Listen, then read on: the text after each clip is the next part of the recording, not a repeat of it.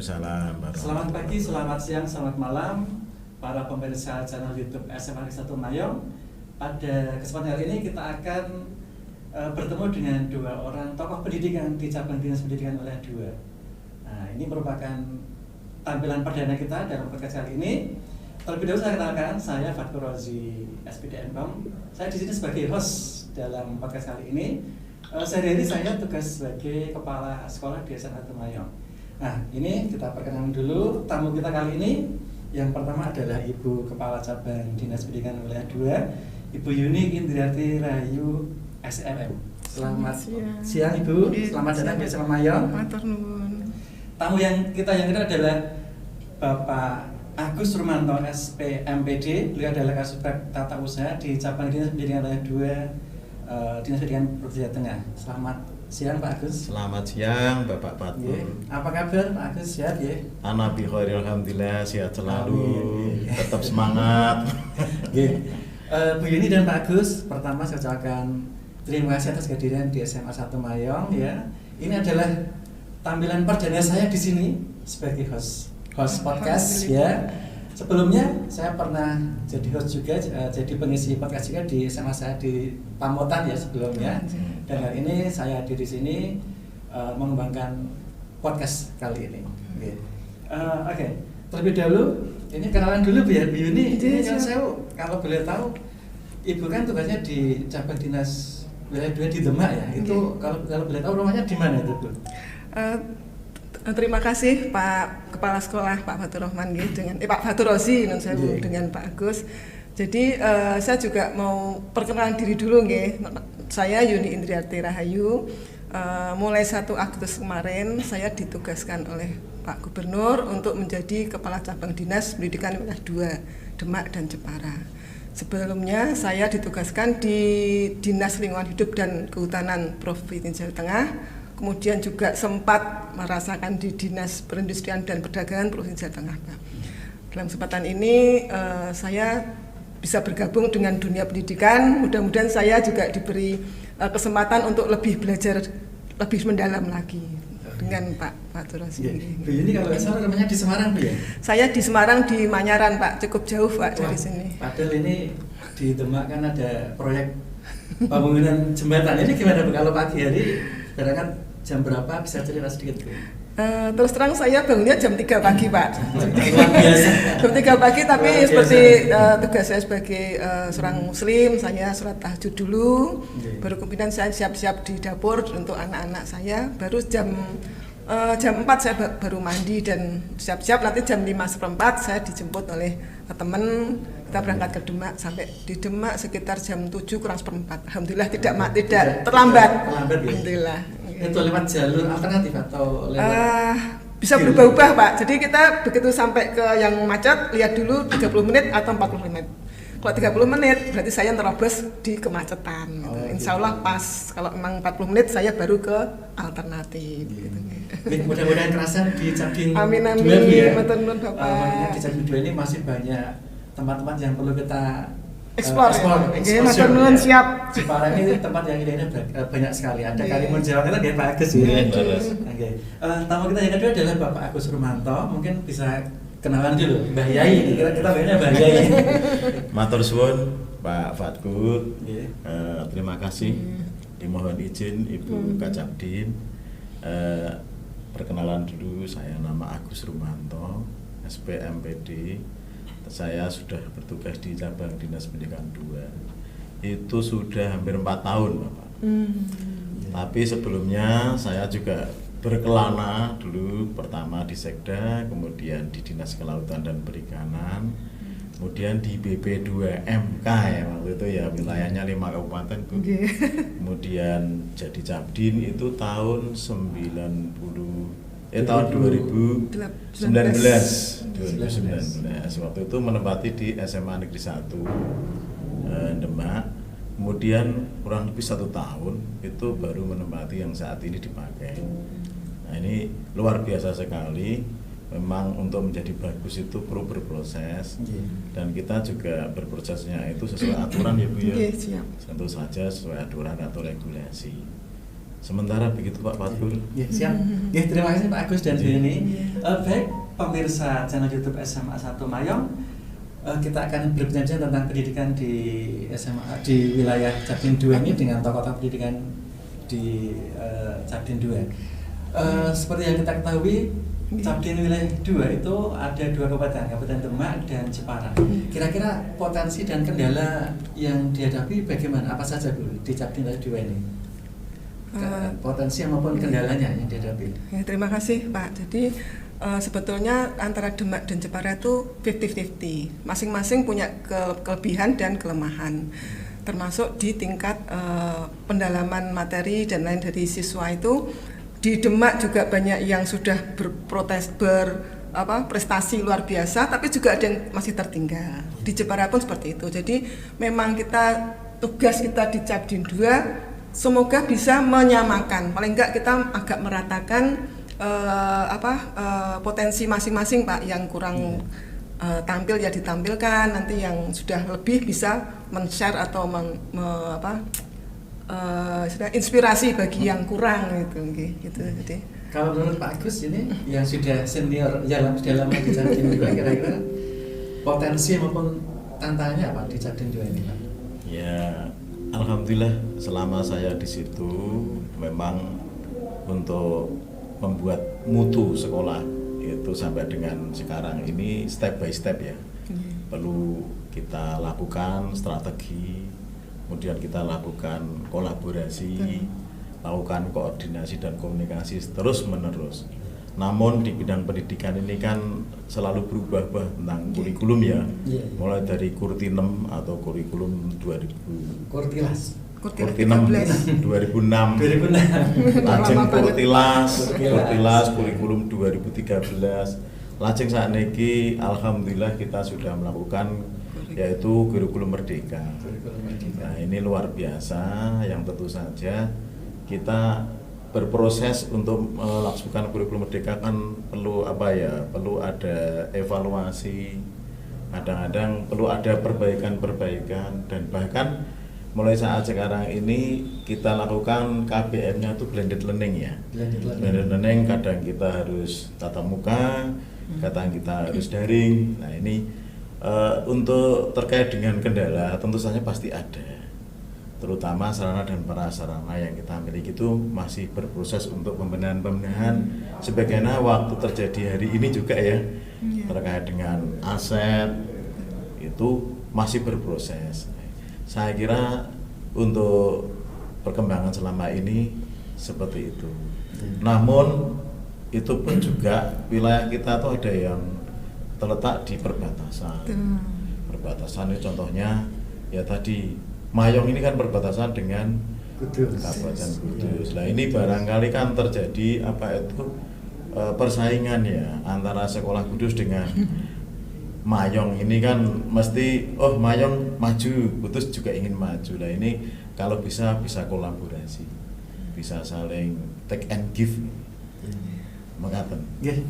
Baik Bapak, ini saya jelas sedikit tentang SMA 1 Mayong bahwa kita ini salah satu sekolah yang ada di bagian timur kota Jepara.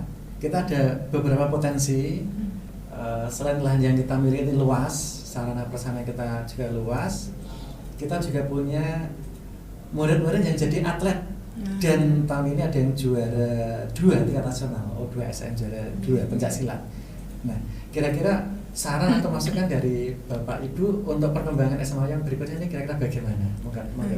Teman Pak, jadi setelah saya tahu bahwa di sekolah ini ada atlet yang luar biasa, tapi juga yang lain juga banyak ya Pak, cuman belum ada prestasi, tapi ada suatu bakat-bakat yang ada di SMA ini. Mudah-mudahan Bapak sebagai kepala sekolah bisa mengembangkan, memberi mereka sarana, memberi prasarana, memfasilitasi anak didik tersebut nih. Mudah-mudahan bisa didaftarkan untuk sekolah KKU. Matur nuwun, amin Bapak. Kalau dari Pak Gus melihat lahan kita yang luas ini kira-kira bagaimana? Saran dari jenengan Pak?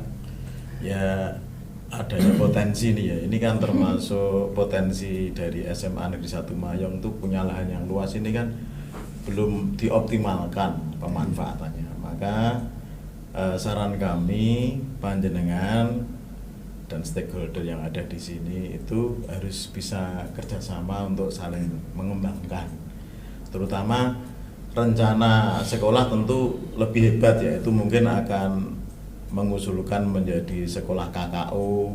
Nah tentu saja saran dan parasnya staf fasilitas yang ada itu juga sebagai penentu untuk evaluasi menjadi sekolah KKO itu. Makanya buktikan bahwa kita yang punya lahan seluas ini bagaimana dimanfaatkan agar masyarakat sekolah ya terutama dan masyarakat sekitar itu bisa meningkatkan prestasinya. Dulu itu masih ingat ya Bu ya, ada mengolahragakan masyarakat dan memasyarakatkan olahraga. Itu kan pernah kita luar biasa ya, juara bahkan tingkat internasional kita menjadi juara, terutama bulu tangkis ya dekat dengan Kudus ya. Ini juga Rudi Hartono waktu itu, Lim Suwegeng itu kan juga dari Kudus ya. Mungkin peserta didik terusnya di SMA Mayong ini kan bisa menjadi bibitnya banyak ya. Berlatih di sana. Siapa tahu dengan setelah juara pencaksilat nomor 2 nasional nanti kalau O2SN atau FLS2N nanti ada, mungkin Bapak Ibu bisa mendidik peserta didiknya untuk bisa berprestasi kembali, terutama yang tadi yang potensi yaitu ya bulu tangkis. Karena itu kan juga tandingkan juga dilombakan di tingkat mulai dari jenjang Cabdin, kemudian provinsi, kemudian tingkat nasional. Baik, pemirsa di rumah, kita selain punya bibit-bibit atlet yang luar biasa di SMA Mayang, kita juga punya lahan yang rencananya kita akan mempunyai program terkait kewirausahaan. Di belakang sana nanti kita akan membuat lahan hidroponik, ya. Ini selaras dengan kurikulum Merdeka. Kita kan ada proyek P5. Nanti kan kita arahkan proyek P5-nya ke kewirausahaan gitu. Mungkin ke depan seperti itu Bapak Ibu di SMA Mayong. Dan juga selain kewirausahaan di bidang hidroponik, ke depan kita juga ingin agar anak-anak kita itu punya keterampilan bisnis online. Bisnis online. Mengingat saat ini kan marak sekali yang namanya bisnis online ya. Jadi mungkin ke depan ketika proyek P5-nya, temanya tidak hanya tentang hidroponik saja, tapi nanti akan ada anak-anak diajari untuk membuat produk, kemudian hingga memasarkan secara online. Ya, mungkin itu rencana kita ke depan, Bapak Ibu. Kita berbicara tentang potensi wisata yang ada di Demak dan di Kudus. Mungkin kok Kudus? Jepara ya. Mungkin kalau Bu Yuni kan dari Semarang. Kalau sebagai warga Semarang, Ibu melihat di Jepara itu apa yang jangan ingat pertama kali? Terima kasih Pak, saya tuh kagum dengan pantai Bandengannya itu. Jadi bersih ya. Jadi selain pantai Kartini, ternyata sekarang ada Bandengan. Jadi kalau Karimun Jawa gimana Bu? Sudah pernah juga Pak. Jadi saya pernah ingin mencoba di Karimun Jawa, ternyata luar biasa. Ya, luar biasa untuk orang Semarang tuh. Saya suka snorkeling ya Pak, tidak perlu ke Bunaken, jadi bisa ke Karimun. Pak Agus yang sudah senior kan tentunya sudah paham ya, kira-kira yang ketika mendengar kata Jepara yang jenengan tempat wisata yang menarik yang jenengan ingat napa mawon Pak Agus ini? Yang selama saya rasakan ini yang paling menarik ya tadi di Karimun Jawa, karena itu pantainya itu luar biasa dan di situ juga tempat yang dilindungi. Ada cagar alamnya, kemudian ada taman nasionalnya, bahkan laut pun dilindungi di sana. Keramba-kerambanya dan sebagainya itu luar biasa. Dan saya ke sana itu kan ada SMK Negeri 1 Karimun Jawa itu. Nah, itu di situ kan ada jurusan perhotelan, ada jurusan pengolahan hasil budidaya laut, jadi kan luar biasa itu ya. Kita kembangkan, bahkan nanti jadi destinasi ya, destinasi wisata, luar biasa di sana. Dan saya merasakan di sana juga ingin lagi ke sana kok. Dan bisa diagendakan bersama. Mungkin nanti sama melihat Kang karena itu di sana. Kemudian terkait dengan entrepreneurship ya. Iya. Entrepreneurship itu harus dibangun sejak siswa masuk ke sekolah. Karena jiwa entrepreneur itu tadi yang seperti bisnis online itu marak yang sekarang ini, sudah orang itu sudah sekarang serba simple, praktis dan cepat dan mudah ngoten. Jadi tolonglah teman-teman terutama kepala sekolah bagaimana menggerakkan siswanya agar menjadi jiwa yang entrepreneur. Tentu saja kepala sekolahnya harus juga menyontohi dan guru-gurunya yang menjadi entrepreneur juga. Ngaten nggih Pak. Ya, terima kasih Bapak atas sarannya.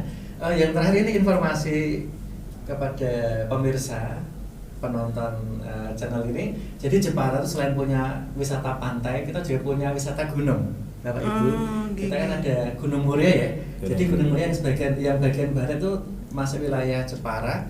Dan ada beberapa tempat wisata yang bagus-bagus. Mulai dari yang kalau yang wilayah Mayang ke utara itu ada Serne ya. Serne itu bumi perkemahan ya, atau wana wisata Serne. Ke barat sedikit ada di daerah Sonosari, di sana ada banyak tempat wisata baru sekarang Pak. Kalau yang Gunung Muria yang bagian utara, di sana banyak air terjun. Ada air terjun Sumanding, air terjun Banyu Anjlok Mas, banyak sekali yang mungkin nanti kalau Pak Agus dan Bu Yuni ke sana tentunya akan sangat tertarik. Ya, gitu. Mungkin Ibu dan Pak Agus itu saja sebagai pertanyaan yang terakhir ya. Baik pemirsa, dimanapun ada berada, mungkin untuk podcast kita kali ini sampai di sini ya. Kita akan lanjut lain waktu dengan tamu yang berbeda, dengan tema yang berbeda. Terima kasih atas perhatian Anda semuanya. Terima kasih telah bergabung dengan channel kami. Jangan lupa untuk subscribe channel SMA 1 Mayong dan juga share serta like konten-konten yang ada di video kami. Sampai jumpa lain waktu, lain kesempatan, dan salam. Terima kasih Pak Agus, terima kasih Pak Dini. Terima kasih.